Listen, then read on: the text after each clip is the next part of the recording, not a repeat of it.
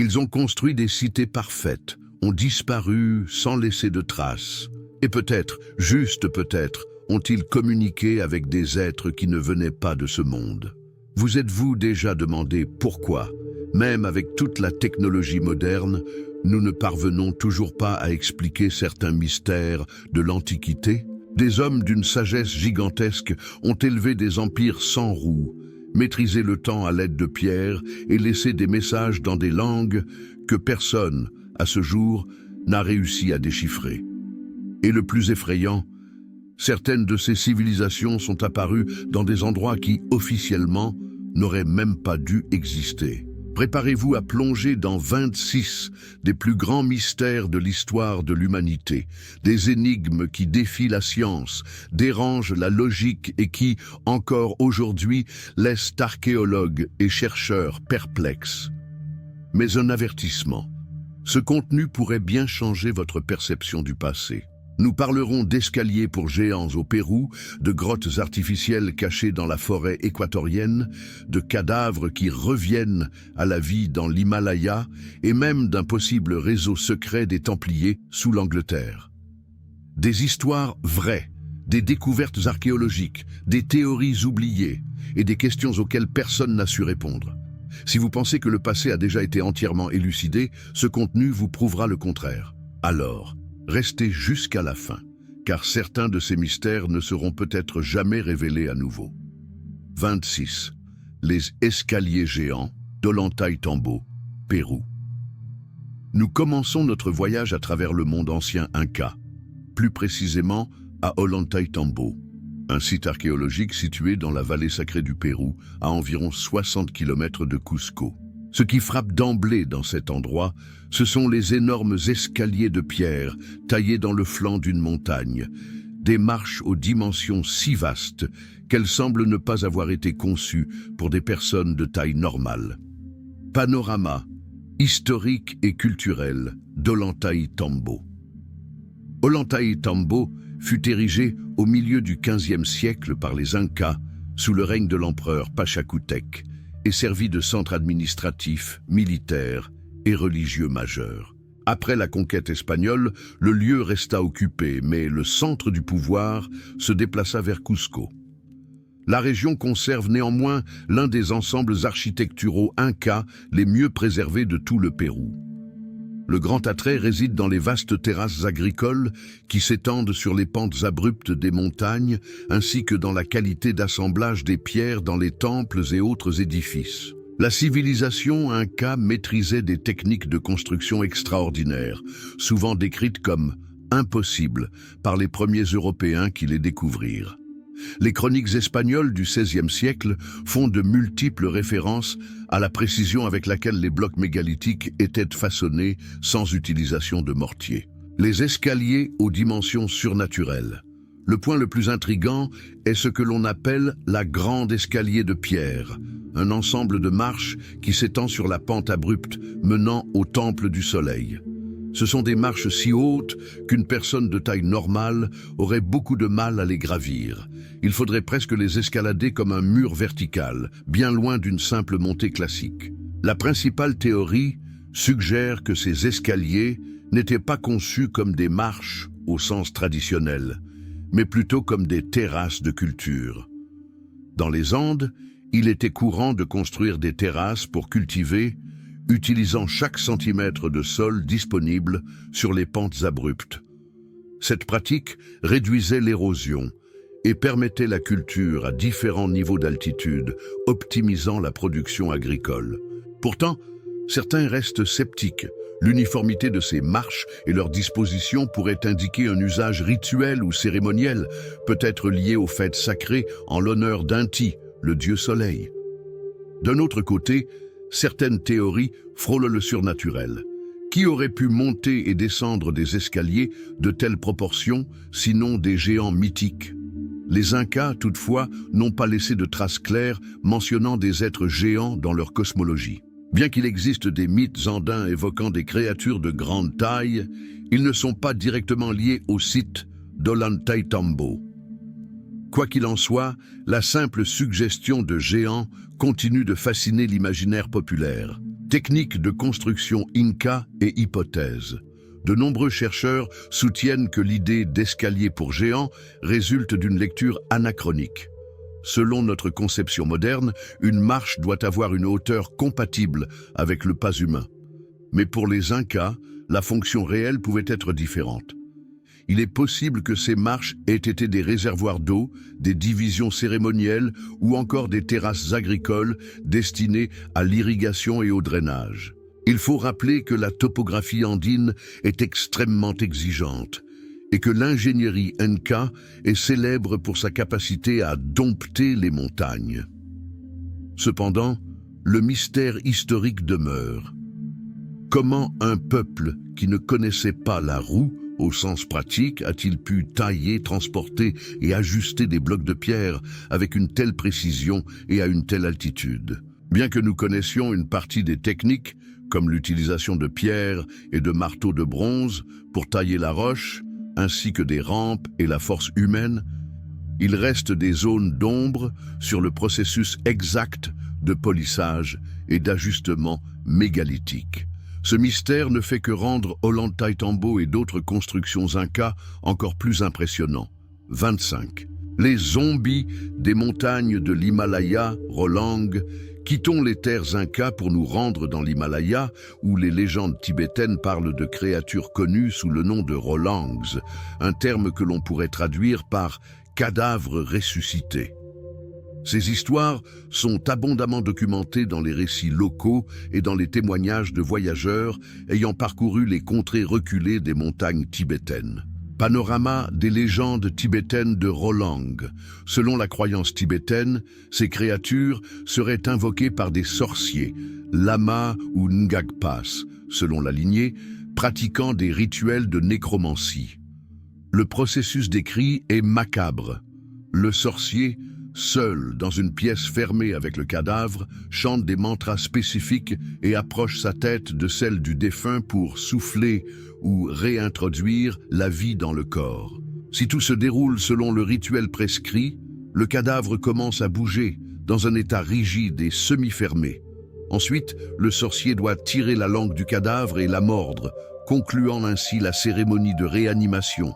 Alexandra David-Néel et la documentation occidentale. L'une des premières occidentales à rapporter ces rituels fut l'exploratrice française Alexandra David-Néel. Dans ses œuvres publiées dans les années 1920, elle raconte avoir entendu parler de pratiques tibétaines frôlant le surnaturel, notamment la fameuse technique du tumo, la génération de chaleur interne, et des rituels impliquant des cadavres. Bien que David-Néel fût une chercheuse rigoureuse et passionnée par le bouddhisme tibétain, une partie de ses récits fut accueillie avec scepticisme par la communauté académique européenne de l'époque. Caractéristiques des Rolangs. Les Rolangs ne sont pas des zombies au sens occidental le plus courant, comme dans les films d'horreur. Leur caractéristique principale est la rigidité absolue. Ils ne peuvent pas plier les articulations. Ils marchent comme s'ils étaient manipulés par des fils invisibles, avançant de manière maladroite et sont incapables de se baisser. C'est de là que vient la tradition de construire des portes très basses dans certaines localités tibétaines, afin d'empêcher ces créatures d'entrer dans les maisons ou les temples. Pour la majorité des Tibétains, les histoires de Rolang peuvent avoir une portée morale. Elles servent d'avertissement contre l'implication dans des pratiques de sorcellerie noire. Elles peuvent également fonctionner comme contes pour enfants, les incitant à ne pas s'aventurer dans les montagnes ou les grottes où vivent des sorciers reclus. Toutefois, certains affirment que ces rituels font réellement partie de la tradition Bön, une religion chamanique présente au Tibet avant l'arrivée du bouddhisme et qui se serait ensuite syncrétisée avec des pratiques bouddhistes ésotériques. Interprétation psychologique et anthropologique. Certains anthropologues interprètent les Rolangs comme des métaphores culturelles d'états intermédiaires de conscience ou comme des mises en garde contre la corruption spirituelle. Le processus de réanimer un cadavre serait alors le symbole de la vanité d'un sorcier tentant de défier l'ordre naturel. D'un autre côté, des chercheurs plus sceptiques considèrent les Rolangs comme du simple folklore, une projection des peurs locales dans des régions montagneuses où les décès dus au froid, aux avalanches et au manque d'oxygène sont fréquents. Malgré tout, en l'absence de preuves matérielles, le Rolang demeure dans le domaine des croyances et reste ainsi une énigme pour ceux qui étudient de la culture tibétaine. 24. Découverte d'une culture perdue dans une grotte en Équateur. Nous pénétrons à présent dans la dense forêt équatorienne, où une grotte récemment découverte pourrait ne pas être naturelle, mais plutôt faire partie d'une ancienne construction engloutie par la végétation. Les rares informations disponibles sont extrêmement intrigantes. Des murs lisses, des inscriptions et des figures humanoïdes, ainsi que des symboles évoquant des rites ou des cultes ancestraux. Les images de Tonphine et le mystère de la grotte artificielle. Un étudiant en archéologie, identifié comme Tonphine, a publié sur son blog des photos de la supposée grotte. On y voit des parois rocheuses si parfaitement taillées qu'elles semblent avoir été construites comme dans un temple. Les pétroglyphes incluent des visages, des motifs géométriques et des formes évoquant des dieux ou divinités anciennes. Il existerait des témoignages selon lesquels des fragments de roches et d'éventuels artefacts auraient été trouvés sur place, mais rien n'a encore été officiellement catalogué. L'emplacement exact de la grotte demeure secret, peut-être pour protéger le site contre les pillages et le vandalisme. Hypothèse sur la civilisation oubliée. Certains spéculent que cette découverte pourrait être liée à des légendes concernant des civilisations disparues en Amérique du Sud, peut-être même antérieures aux Incas. Des théories marginales attribuent ces constructions à des peuples venus d'autres parties du globe, en s'appuyant sur des similitudes stylistiques de certains symboles. Sans analyse plus poussée, tout cela reste toutefois du domaine de la spéculation. D'autres chercheurs suggèrent qu'il pourrait avoir existé un réseau de villes souterraines ou de temples cachés, ensevelis avec le temps par des catastrophes naturelles, des éruptions volcaniques, des tremblements de terre ou encore par l'avancée progressive de la végétation tropicale. La cordillère des Andes, avec sa vaste diversité d'écosystèmes, abrite de nombreux lieux encore inexplorés par l'archéologie officielle. Perspective. Futur. On s'attend à ce que de nouvelles expéditions soient organisées, tant par des universités équatoriennes que par des chercheurs étrangers, pour étudier en profondeur le site et ses grottes adjacentes. On dit qu'il y en aurait au moins 2 autres. Si l'existence de structures humaines enfouies est confirmée, nous pourrions être à l'aube de la découverte d'une culture sœur des Incas, ou même de quelque chose de totalement distinct et plus ancien. Pour l'instant, le peu que l'on sait nous rappelle qu'il reste encore beaucoup à découvrir dans les denses forêts sud-américaines. 23. Une langue perdue et les mystères des anciens dieux. Le royaume hittite. Quittons l'Amérique du Sud pour rejoindre l'Anatolie, où parmi les fouilles de l'ancien empire hittite, des chercheurs ont mis au jour des traces d'une langue inconnue, provisoirement appelée Khalasa. La civilisation hittite, dont les origines remontent à 1700 avant Jésus-Christ, a prospéré dans la région qui fait aujourd'hui partie de la Turquie, intriguant toujours les spécialistes par ses mentions dans la Bible et sa forte présence dans l'Antiquité. La civilisation hittite et son rôle biblique. Les Hittites sont mentionnés dans l'Ancien Testament, en particulier dans le livre de la Genèse, comme descendants de Heth ou Héthé, fils de Canaan. Pour les Israélites, les Hittites représentaient un peuple adverse à certains moments de l'histoire. Néanmoins, les études archéologiques révèlent que la civilisation hittite était sophistiquée et ouverte à l'incorporation de dieux étrangers. Ce syncrétisme religieux contrastait fortement avec le monothéisme d'Israël et pourrait avoir contribué à l'image peu flatteuse des Hittites dans les textes bibliques. La redécouverte des Hittites par l'archéologie. Pendant longtemps, les Hittites n'étaient considérés que comme une obscure référence des Écritures, jusqu'à ce que des expéditions archéologiques à la fin du XIXe siècle et au début du XXe siècle mettent au jour des ruines monumentales à Hattusa, capitale hittite, et dans d'autres localités. Des fortifications, des temples et de vastes archives en écriture cunéiforme ont été découverts, incluant des traités diplomatiques, des registres commerciaux, des correspondances royales et des textes religieux. La langue mystérieuse, Kalasa, bien que le hittite soit déjà une langue connue et étudiée, reconnue comme appartenant à la famille des langues indo-européennes, les fouilles récentes ont mis au jour des tablettes qui semblent contenir une écriture dans une autre langue, inconnue, mais avec d'éventuelles connexions au louvite, une autre langue de la même région. Initialement, les chercheurs n'ont pu traduire que des fragments, comprenant qu'il s'agissait de descriptions d'un rituel religieux. Cela pourrait indiquer que les Hittites, en conquérant différents peuples, épargnaient non seulement les dieux locaux, mais préservaient ou assimilaient aussi leur langue comme forme de communication cérémonielle. Signification, historique et recherche future. La découverte d'une langue entièrement nouvelle dans le contexte hittite ouvre des possibilités de revoir notre compréhension du dynamisme culturel de cet empire. Si la théorie selon laquelle le Kalasa était utilisé dans des rituels spécifiques se confirme, nous pourrions découvrir des couches inédites de pratiques religieuses ou sociales adoptées par les Hittites. Ces découvertes renforcent le caractère multiculturel de ce peuple qui, loin d'être monolithique, semble avoir fonctionné comme une fédération d'ethnies et de langues. 22. La caverne mystérieuse de Royston, Angleterre.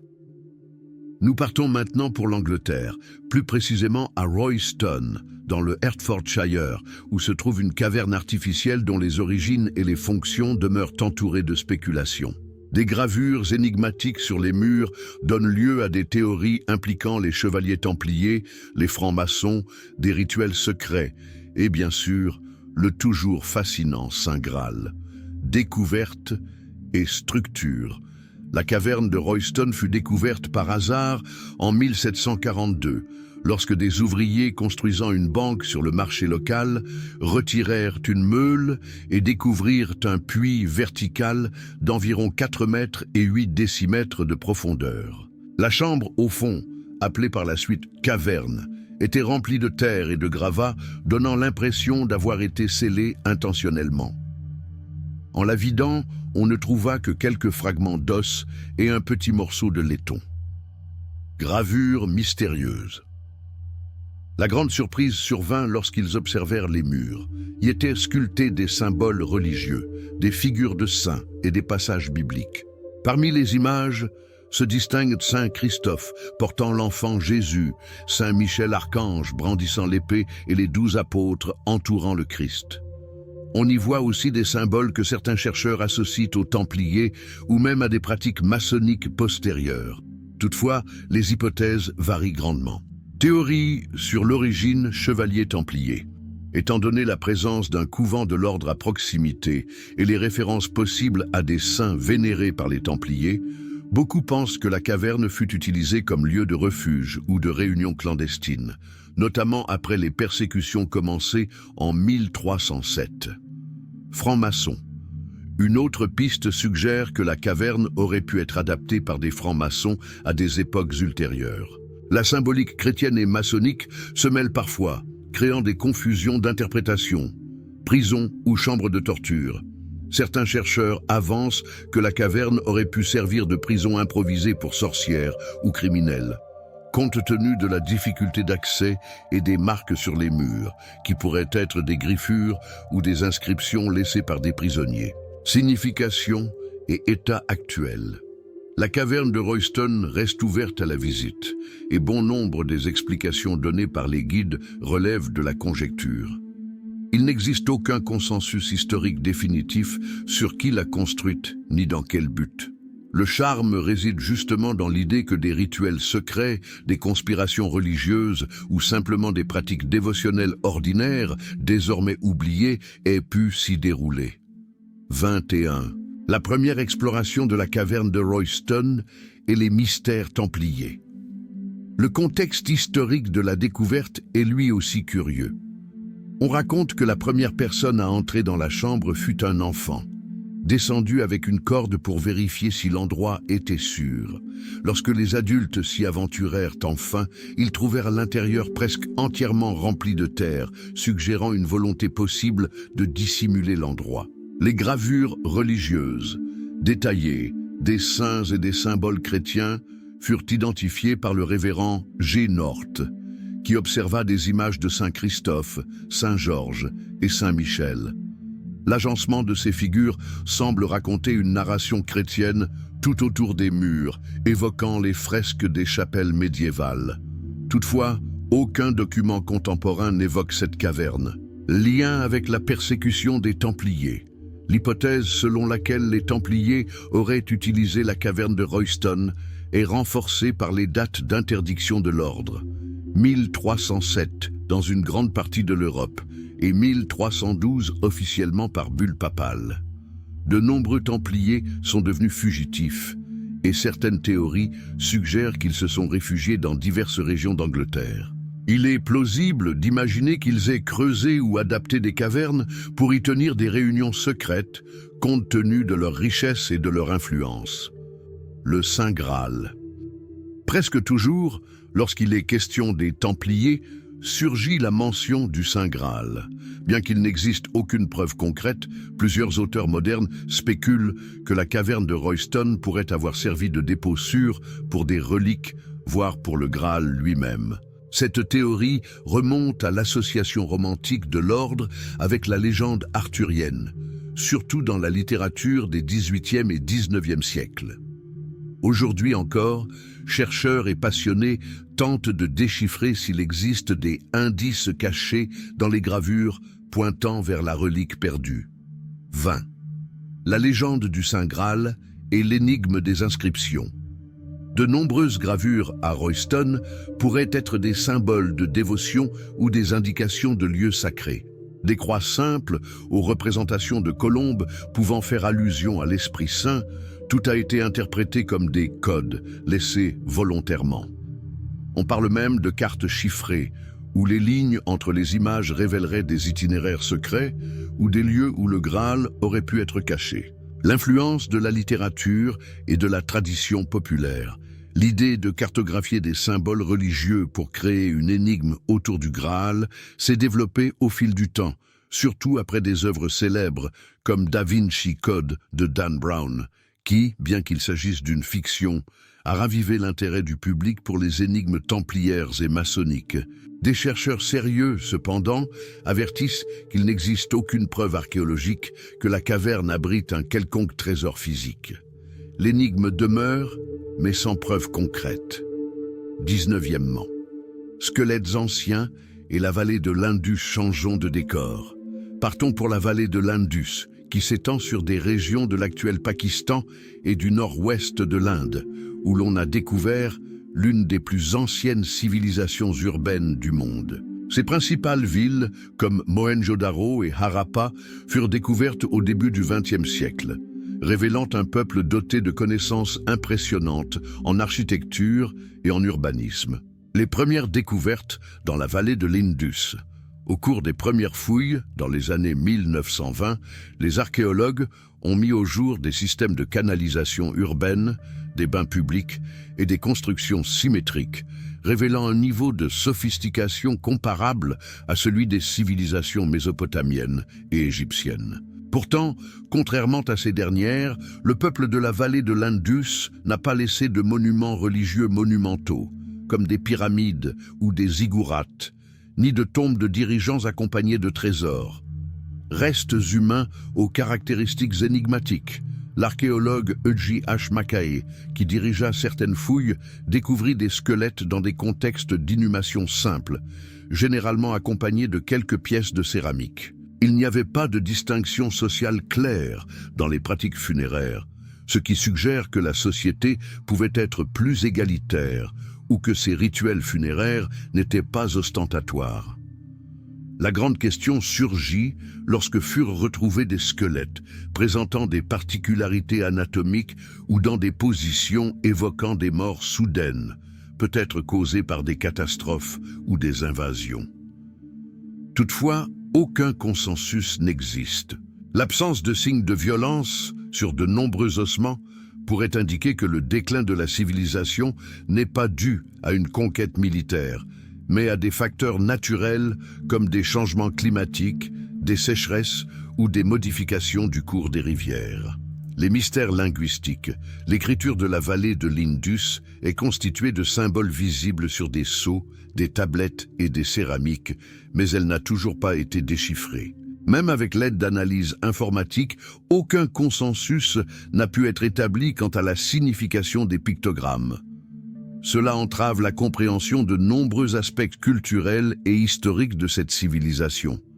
Si un jour elle est déchiffrée, elle pourrait peut-être répondre à des questions sur son organisation sociale, sa religion et les crises possibles qui ont mené à son effondrement. 18e.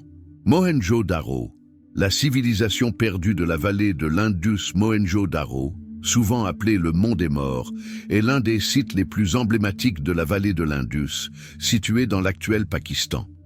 Découvert en 1922, il a fasciné le monde académique par ses rues en quadrillage, ses systèmes de drainage et un grand bain qui a nourri des hypothèses sur des rituels de purification.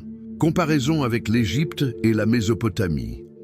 La splendeur de cette ville fut comparée à celle d'Ur en Mésopotamie et aux premières cités de l'Égypte antique.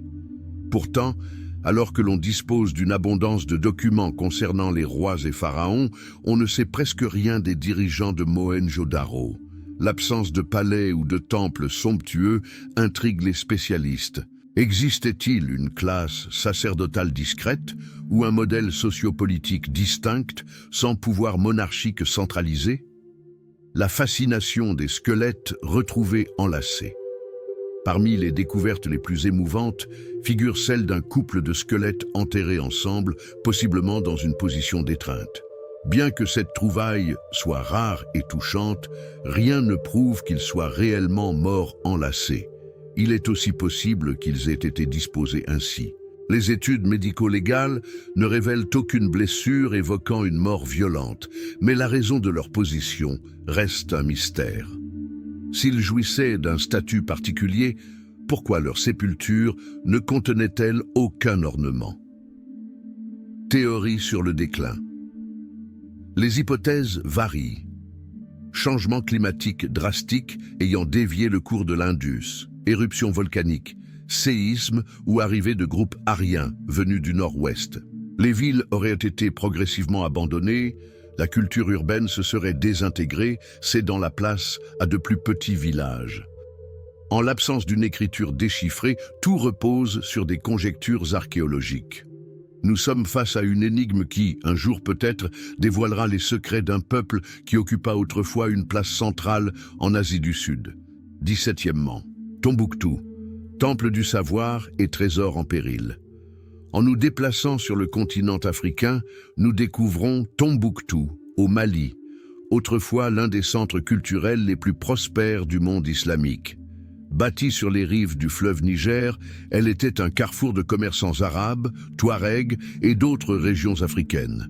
Ses bibliothèques et universités médiévales étaient des références, surtout entre les 15e et 16e siècles, à l'apogée de l'empire Songhai. La richesse culturelle de Tombouctou, surnommée la cité des 333 saints, Tombouctou prospéra sous la protection de divers dirigeants musulmans.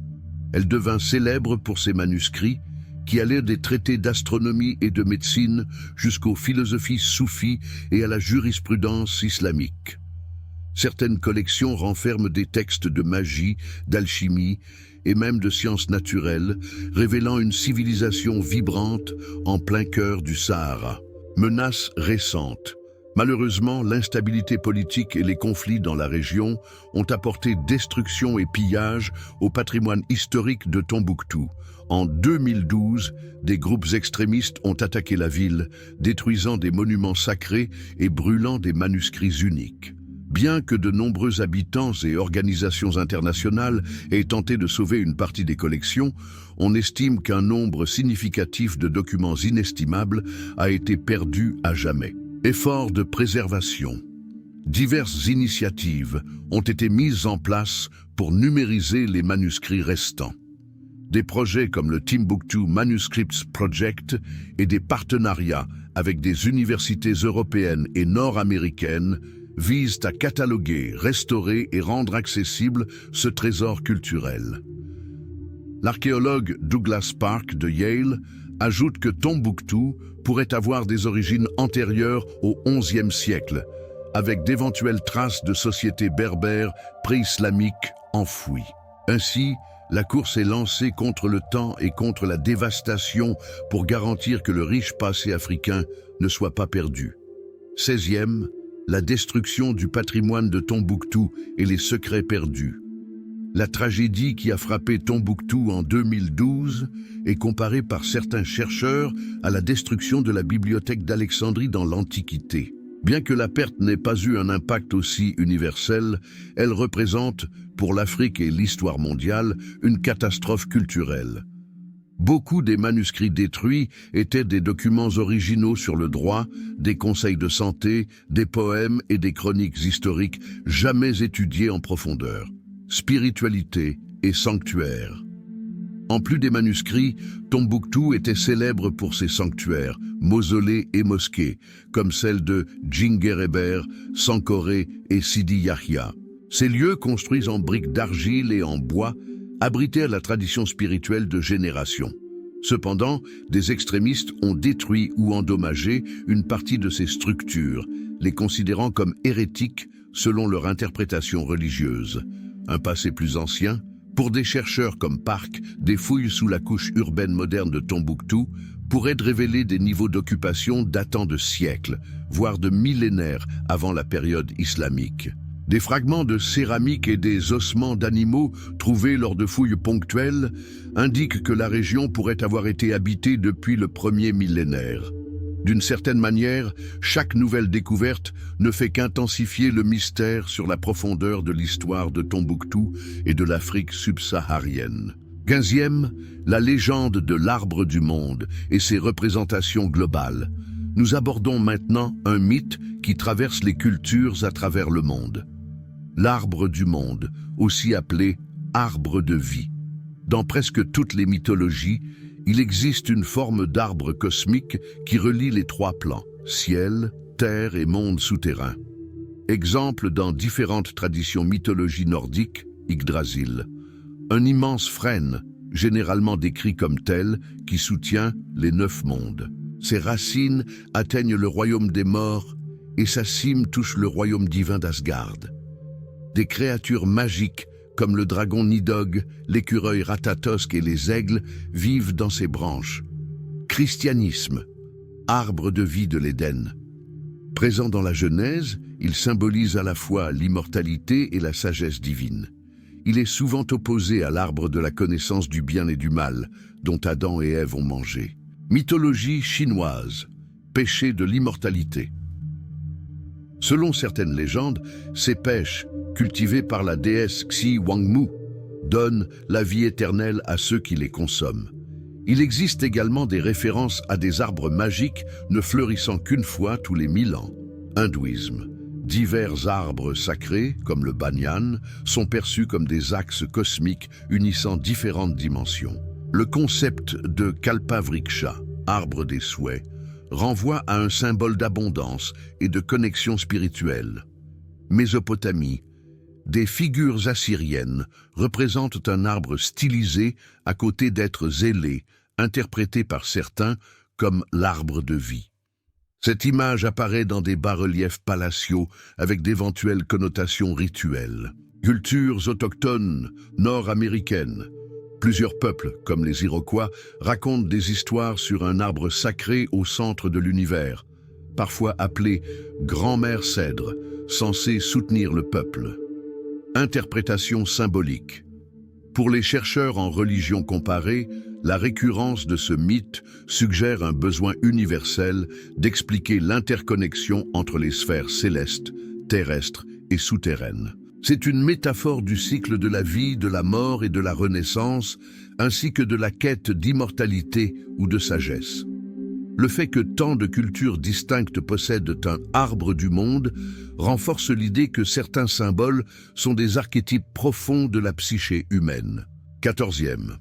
L'énigme de la pierre de Singapour. La pierre de Singapour, fragment d'un grand rocher autrefois situé à l'embouchure du fleuve Singapour, porte une inscription indéchiffrable qui intrigue les chercheurs depuis près de 2 siècles. Explosée en 1843 par les Britanniques pour laisser place à des fortifications, une grande partie de l'artefact a été perdue. Il ne reste que 3 fragments, dont un est exposé au Musée national de Singapour.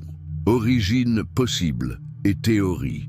Certains chercheurs suggèrent que l'inscription pourrait dériver du sanskrit ou du vieux javanais, pointant des liens avec l'empire Majapahite, qui domina une grande partie de l'Asie du Sud-Est entre les XIIIe et XVe siècles. D'autres vont plus loin et soutiennent qu'elle pourrait être le seul vestige d'une civilisation encore plus ancienne, qui aurait habité la région avant l'arrivée des empires malais. Il y a même ceux qui avancent des théories fantastiques sur l'Atlantide ou Mu, reliant la pierre de Singapour à des civilisations antédiluviennes. Difficulté de déchiffrement. La principale difficulté réside dans l'absence de texte parallèle. La pierre présente une écriture dont la typologie rappelle les alphabets du sud de l'Inde ou les inscriptions de l'ancienne Sumatra, mais ne correspond exactement à aucun système connu. De plus, la fragmentation du texte entrave toute tentative d'analyse contextuelle. Signification culturelle. Pour Singapour, la pierre est un symbole d'identité et de mystère, renvoyant à un passé précolonial peu documenté. Au milieu du développement moderne considérable, la pierre de Singapour rappelle que la région possède des racines historiques profondes, encore enveloppées d'obscurité. 13. Les manuscrits perdus de Dunhuang. Dans le désert de Gobi, en Chine, se trouve un complexe de grottes connu sous le nom de grotte de Mogao, rempli de peintures et de statues bouddhistes. L'une de ces grottes est restée scellée pendant près de 1000 ans, jusqu'à sa redécouverte au début du XXe siècle, révélant des milliers de manuscrits d'une valeur inestimable. La bibliothèque cachée. La grotte scellée a été découverte en 1900 par le moine taoïste Wang Yuanlu, qui a remarqué un flux d'air anormal aspirant la fumée de son encens. En retirant une partie du mur, il est tombé sur une immense quantité de rouleaux et de documents, soigneusement conservés et scellés. Parmi les textes religieux, les manuels d'astrologie, les documents administratifs et les œuvres littéraires, on estime qu'il y avait plus de 50 000 articles. L'achat par des explorateurs occidentaux. Sir Aurel Stein, archéologue hungaro-britannique, a appris la découverte et, en 1907, a convaincu Wang de vendre une partie des manuscrits pour une somme dérisoire. Ainsi, une grande partie de ce trésor s'est dispersée dans des collections britanniques, françaises et japonaises, suscitant des controverses sur le patrimoine culturel.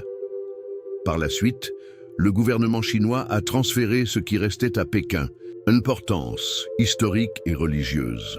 Parmi les documents se distingue le Sutra du Diamant, imprimé en 868 après Jésus-Christ, considéré comme le livre imprimé complet le plus ancien connu. Il y a aussi des textes manichéens, nestoriens et zoroastriens, reflétant la diversité religieuse qui traversait la route de la soie. Le déchiffrement et la catalogage de ces œuvres se poursuivent encore, et de nombreuses énigmes persistent, comme la raison exacte pour laquelle elles ont été scellées dans cette chambre. 12. Découverte de la bibliothèque perdue de Dunhuang et la rencontre accidentelle de manuscrits anciens. Le caractère accidentel de la découverte illustre comment l'histoire peut être révélée par un petit détail. Le simple fait d'observer comment la fumée était aspirée par le mur. Sans cet acte fortuit, il est possible que les manuscrits soient restés cachés beaucoup plus longtemps, ou même aient été détruits.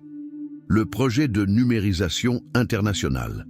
Depuis 1994, la British Library, en coopération avec des institutions chinoises et d'autres pays, mène un effort pour numériser et réunir virtuellement les collections de Dunhuang dispersées dans le monde. Ce projet, appelé International Dunhuang Project, met à disposition des milliers d'images et de traductions sur Internet, permettant aux chercheurs du monde entier d'accéder et d'étudier cet héritage extrêmement riche. Le contenu spirituel des textes. En plus du Sutra du Diamant, il y a des commentaires et des annotations sur diverses écoles bouddhistes.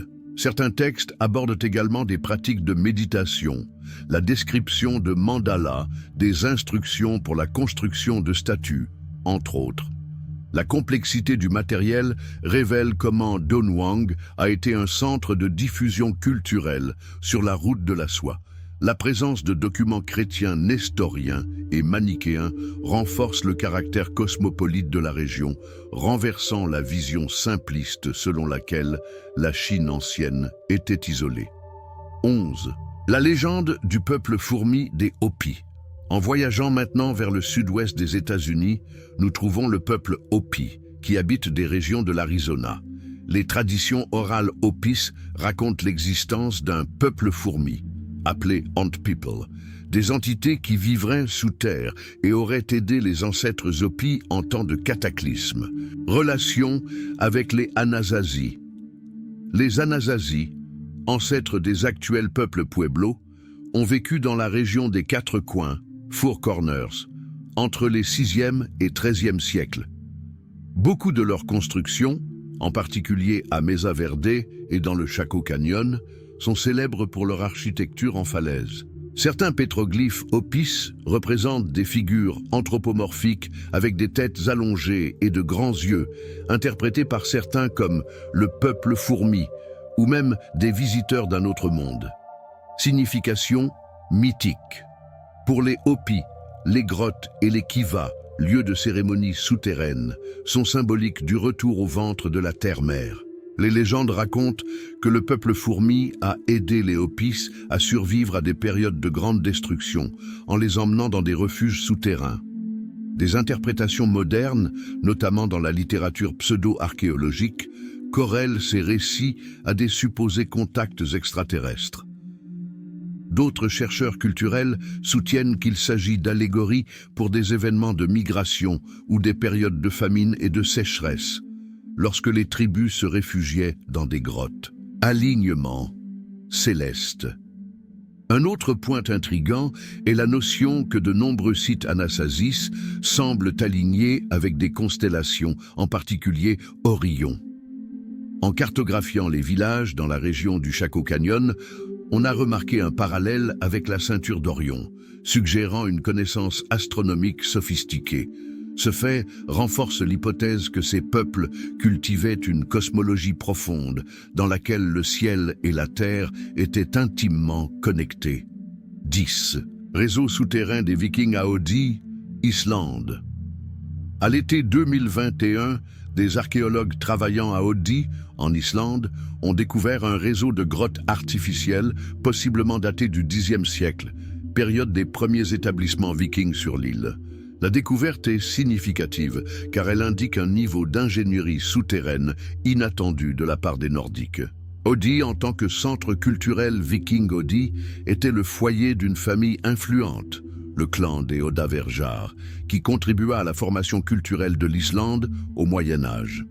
Ce lieu fut également un centre précoce du christianisme dans le pays, accueillant l'une des toutes premières églises. La découverte des cavernes suggère une grande activité de construction, peut-être pour le stockage de provisions ou pour des réunions secrètes en temps de conflit. Curieusement, les entrées sont discrètes, ce qui alimente les spéculations sur une possible utilisation militaire. Le mystère de leur utilisation. Parmi les théories avancées figurent des dépôts de nourriture ou de bière, des abris pour le bétail, des lieux de forge ou de fonderie, voire des chambres rituelles pré-chrétiennes. Il est attesté que certains colons vikings mêlaient des pratiques religieuses nordiques au christianisme naissant. Si les cavernes servaient de temples cachés, cela pourrait réécrire une partie de ce que nous savons sur la transition religieuse en Islande. 9. L'énigme du Néandertalien. Shanidar. 3. Au Kurdistan irakien, la caverne de Shanidar a offert des découvertes remarquables sur nos cousins évolutifs, les Néandertaliens. Entre 1953 et 1960, 10 fossiles y furent découverts, constituant le plus grand groupe de néandertaliens en un seul lieu. L'individu connu sous le nom de Shanidar III intrigue par les indices d'un possible homicide préhistorique. Les caractéristiques de Shanidar III. On estime que Shanidar III avait entre 40 et 50 ans, mesurait environ 1,67 m et présentait une blessure perforante sur la côte gauche susceptible de causer la mort par effondrement pulmonaire. Cette lésion est compatible avec une arme de jet, telle qu'une lance fine, possiblement associée à l'Homo sapiens moderne qui coexistait avec les Néandertaliens à cette époque. Signification archéologique. Si l'hypothèse selon laquelle Shanidar III aurait été tué par un Homo sapiens est confirmée, il s'agirait de la plus ancienne preuve de violence interespèces, illustrant de potentiels conflits entre néandertaliens et humains anatomiquement modernes. Une autre hypothèse suggère un accident ou un conflit entre néandertaliens eux-mêmes. Quoi qu'il en soit, cet épisode éclaire la complexité des relations sociales à la préhistoire. Implications pour le comportement et la culture. La caverne de Shanidar a aussi révélé des signes d'inhumation délibérée avec des fleurs ou du pollen près de certains fossiles. Cela indique des pratiques rituelles ou au minimum des soins apportés aux morts, remettant en question l'idée ancienne que les Néandertaliens étaient des brutes dénués de culture symbolique. Chaque nouvelle découverte élargit notre perception de l'intelligence et de la sensibilité de ces homininés. 8. Les mini-cercueils d'Arthur Seat, Écosse. En 1836, un groupe de garçons chassant le lapin à Arthur Seat, une colline proche d'Édimbourg, découvrit une cachette contenant de petites boîtes en bois. Chacune abritait une figurine sculptée, habillée minutieusement de vêtements en tissu, nichée dans ce qui ressemblait à un cercueil miniature. Au total, on en compta 17. Hypothèse sur l'origine victime de Burke et Hare. Burke et Hare furent des tueurs en série qui, au début du XIXe siècle, fournirent des cadavres à la dissection médicale. Ils tuèrent 17 personnes. Certains chercheurs pensent que les mini-cercueils auraient pu être une sorte de mémorial macabre dédié aux victimes. Sorcellerie ou superstition populaire. De petits cercueils pouvaient faire partie de sortilèges ou de malédictions, peut-être pour piéger des esprits ou symboliser des sacrifices. Il était courant, dans l'Écosse du XIXe siècle, de rencontrer des pratiques magiques syncrétiques, jeux d'enfants ou arts populaires. D'autres avancent qu'il s'agissait peut-être d'un passe-temps d'un artisan excentrique ayant décidé de créer des cercueils miniatures et de les cacher. Mais pourquoi 17? Cela demeure une énigme non résolue. État actuel. Sur les 17 originaux, seuls quelques-uns ont survécu au fil des années. Ils sont exposés au Musée national d'Écosse. Les tentatives d'analyse du tissu et du bois ont peu éclairé leur provenance. Le mystère demeure, mêlant meurtre historique, folklore et superstition. 7. Le trésor pirate perdu aux Seychelles. Dans les eaux turquoises de l'océan Indien, les îles Seychelles abriteraient, selon la légende, un trésor colossal évalué à plus de 100 millions de livres sterling. Le responsable de ce butin supposé serait Olivier Levasseur, surnommé La Buse, pirate français actif au début du XVIIIe siècle. L'histoire d'Olivier Levasseur. Levasseur aurait attaqué en 1721 un galion portugais chargé d'or, d'argent, de diamants et d'autres pierres précieuses, fuyant ensuite pour cacher son butin sur une île inhabitée des Seychelles. Il est dit que, juste avant d'être pendu, il lança à la foule un document chiffré, énigmatique, défiant quiconque de retrouver le trésor. La quête inlassable du trésor. L'anglais. Reginald Herbert Cruz Wilkins consacra 27 ans de sa vie à tenter de déchiffrer le code et à creuser pour retrouver le trésor. Après sa mort, son fils poursuivit l'entreprise, sans succès. Certaines pistes supposées incluent des symboles gravés dans la roche ou des dessins ressemblant à des cartes, mais rien de concluant n'a été découvert. Le mythe persiste, attirant aventuriers et curieux. 6. La légende de la tête argentée de Barbe Noire. Le légendaire pirate Barbe Noire, Edward Teach, fut tué en 1718 et sa tête aurait été suspendue à un poteau en Virginie, aux États-Unis, comme avertissement pour les pirates. Depuis, des histoires circulent sur le sort de cette tête, dont une affirmant qu'elle aurait été transformée en coupe recouverte d'argent. Les détails de l'exécution Barbe Noire furent pris en embuscade par le lieutenant Robert Ménard lors d'un affrontement naval. Après un combat intense, sa tête fut tranchée. La marine royale britannique l'exposa publiquement, mais aucun registre officiel ne précise ce qu'il advint ensuite. Des lettres et récits oraux suggèrent qu'elle aurait disparu ou été emportée comme trophée. Réclamation d'authenticité. Dans les années 1950, l'historien maritime Edward Rowe Snow affirma posséder le crâne argenté de Barbe Noire, mais l'origine de celui-ci est hautement douteuse. Des analyses médico-légales n'ont pas permis de confirmer l'identité. Après la mort de Snow, l'artefact fut donné au musée Peabody Essex, à Salem, dans le Massachusetts, mais reste non vérifié. C'est un mystère qui perpétue le folklore entourant l'un des pirates les plus célèbres de tous les temps. 5. Le crâne de Barbe Noire, une relique macabre ou la preuve ultime de la légende. Peu de figures de l'histoire inspirent autant de peur et de fascination qu'Edward Teach, le tristement célèbre Barbe Noire. Après sa mort brutale en 1718, qui impliqua pas moins de 5 balles et 20 coups d'épée, sa tête fut tranchée et suspendue à la proue du navire britannique comme trophée de guerre. Mais ce qui se passa ensuite est un mystère digne des récits les plus sombres des mers. Des décennies plus tard, l'historien maritime Edward Rowe Snow affirma être en possession d'un crâne argenté qui, selon lui, aurait appartenu à Barbe Noire lui-même. La relique aurait été transformée en une sorte de calice, peut-être par superstition ou comme symbole de pouvoir parmi les marins ou dans des sociétés secrètes. L'objet, recouvert d'argent, aurait été transmis de génération en génération comme un artefact maudit. Et c'est ici que commencent les questions qui, encore aujourd'hui, font frissonner.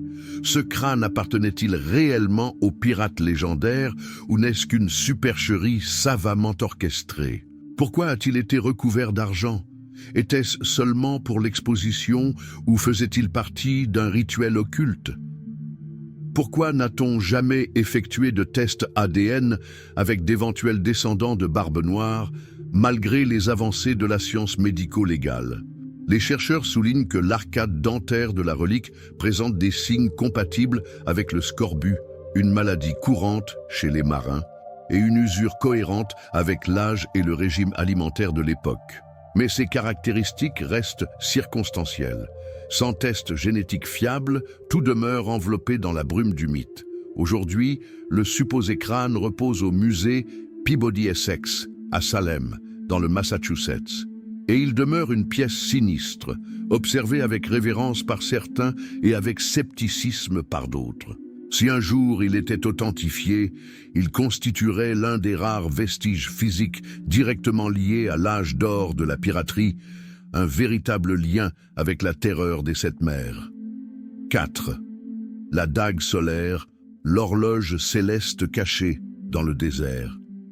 Imaginez une spirale gravée dans la roche, au sommet d'une formation isolée au milieu du désert et qui, seulement à des moments précis de l'année, est frappée par des faisceaux de lumière parfaitement alignés avec le mouvement du soleil.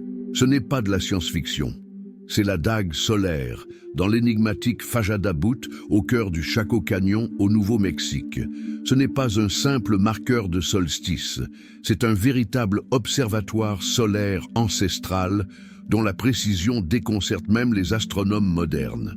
Le matin du solstice d'été, un rayon de lumière traverse le centre exact de la spirale principale, telle une lame solaire, d'où son nom. Lors du solstice d'hiver, 2 rayons l'encadrent comme des sentinelles célestes. Aux équinoxes, le phénomène se produit sur une spirale plus petite, complétant ainsi le cycle astronomique.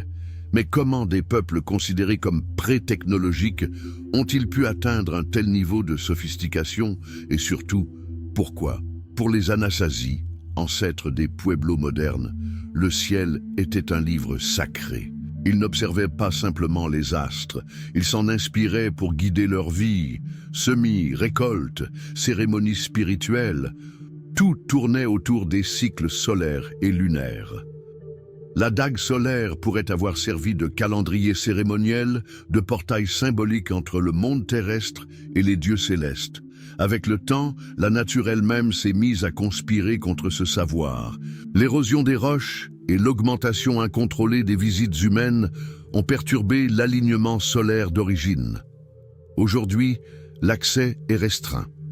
L'entrée au sommet de Fajadabout est fermée, protégée par des tribus autochtones et des organismes de préservation culturelle qui considèrent le lieu comme sacré et vivant.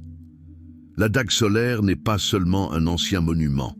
C'est un rappel que des civilisations ont existé qui voyaient le temps non pas en chiffres, mais en lumière. Une énigme sculptée dans le désert en attente d'une compréhension totale. 3. Le disque de Phaistos, une énigme non déchiffrée. En 1908, l'archéologue italien Luigi Pernier découvrit dans le palais minoen de Phaistos, en Crète, un disque d'argile d'environ 16 cm de diamètre, couvert de symboles en spirale sur ses deux faces. Le fameux disque de Phaistos est, depuis lors, l'objet de nombreuses tentatives de déchiffrement, toutes infructueuses. Caractéristiques des symboles. Il s'agit de 240 et un symbole, imprimés individuellement sur de l'argile encore humide, représentant des figures humaines, des animaux, des plantes et des objets. La technique des tampons suggère une méthode d'impression organisée, chose rare à l'époque de l'âge du bronze. Certains ont tenté de relier cette écriture aux hiéroglyphes égyptiens ou aux écritures linéaires A et B, utilisées en Crète et dans les régions grecques. Toutefois, aucune corrélation satisfaisante n'a été trouvée. Authenticité, mise en question. Un point de controverse concerne l'authenticité du disque. Serait-il authentique ou bien une falsification moderne?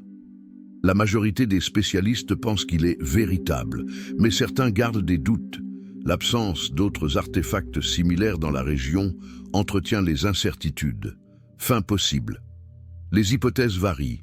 Calendrier cérémoniel, textes sacrés, hymnes religieux ou objets pédagogiques. En l'absence d'une découverte archéologique connexe, le disque de Phaistos demeure l'une des plus grandes énigmes minoennes, nous rappelant que la mer Égée, à l'âge du bronze, garde encore bien des secrets. 2. Empreinte géante en Chine, vérité ou mythe? En 2016, des photos d'une prétendue empreinte géante ont commencé à circuler. Elle aurait été trouvée dans le village de Pingyan, dans la province du Guizhou, en Chine. L'empreinte serait 5 fois plus grande que celle d'un humain moyen, avec des contours de doigts bien définis et daterait d'environ 200 millions d'années. Remise en question, scientifique. La première grande objection concerne l'âge géologique. Il y a 200 millions d'années, les humains n'existaient pas plus que des primates capables de produire des empreintes similaires aux nôtres. Cela suggère une supercherie ou un phénomène géologique naturel mal interprété. Aucune analyse scientifique n'a été réalisée par des paléontologues réputés, ce qui renforce le scepticisme de la communauté académique. Interprétation ésotérique et théorie marginale. Les théoriciens des anciens astronautes ou les partisans de géants bibliques voient dans cette empreinte une confirmation de leurs croyances. Toutefois, sans études fiables, de telles affirmations sont intenables. Il est bien plus probable qu'il s'agisse d'une formation naturelle dans la roche, érodée de manière à évoquer vaguement une empreinte. 1. La fille de Id, un sacrifice ancien dans un marécage. Enfin, nous arrivons à la fille de Id, découverte en 1897 par des ouvriers dans un marécage aux Pays-Bas. Elle est morte il y a environ 2000 ans et a été retrouvée momifiée grâce aux conditions acides du site. Elle avait environ 16 ans, souffrait de scoliose et montrait des signes de violence au moment de sa mort. Conditions du marécage et préservation. les marécages néerlandais sont riches en substances telles que les tanins, qui empêchent la décomposition naturelle, transformant les corps en momies de tourbière. Plusieurs découvertes similaires ont eu lieu dans le nord de l'Europe, comme l'homme de Tollund et la femme de Huldremoos. Ces corps présentent généralement une peau noircie et des traits du visage remarquablement bien conservés. Indice de sacrifice. La fille de Ide portait une corde autour du cou, une coupure à la clavicule et une main ainsi qu'un pied possiblement amputé. Ces marques pourraient indiquer une exécution rituelle ou punitive. Beaucoup de corps retrouvés dans les tourbières montrent des signes d'étranglement, de décapitation partielle ou de blessures au couteau, en lien avec des pratiques religieuses celtiques ou germaniques impliquant des sacrifices aux divinités, notamment en période de crise agricole ou de guerre. Scoliose et signification culturelle. Des chercheurs avancent l'hypothèse que sa condition, la scoliose, aurait pu faire d'elle une élue pour un rite, les déformations physiques étant souvent interprétées de manière surnaturelle dans les sociétés anciennes. Cependant, il n'existe aucun consensus. Elle pourrait tout aussi bien avoir été une victime de punition, de meurtre ou accusée de sorcellerie. La vérité ne sera jamais totalement élucidée, mais l'examen de son corps révèle des détails sur ses cheveux, ses vêtements et la composition chimique de son dernier repas, offrant ainsi des données sur le régime alimentaire et la vie quotidienne d'une époque révolue. Et ainsi, après avoir exploré des escaliers pour géants, des zombies dans les montagnes, des civilisations ensevelies et des reliques qui murmurent des secrets millénaires, une seule certitude demeure. Le passé est bien plus mystérieux que nous ne l'imaginions. Même avec des satellites, des fouilles et des superordinateurs, certaines questions restent sans réponse. Qui a sculpté des symboles indéchiffrables sur des rochers oubliés? Quels peuples ont habité les forêts et les déserts où aujourd'hui règne le silence? Et plus intrigant encore, pourquoi certains savoirs semblent-ils avoir été délibérément effacés de l'histoire? À chaque nouvelle découverte surgit une nouvelle énigme. À chaque réponse, de nouvelles interrogations. Peut-être ne faisons-nous qu'effleurer la surface de quelque chose de bien plus vaste. Un passé qui insiste à rester caché, comme s'il attendait le moment propice pour être révélé. Mais en attendant, nous continuons à questionner. Et vous? Lequel de ces mystères vous a le plus intrigué? Ou peut-être connaissez-vous un secret que personne n'a encore osé révéler? Merci d'avoir regardé. Et maintenant, YouTube vous recommande 2 vidéos spécialement choisies pour vous. Et soyez-en sûrs, elles vont aussi vous surprendre. Cliquez et plongez encore plus profondément dans cet univers de secrets et de découvertes.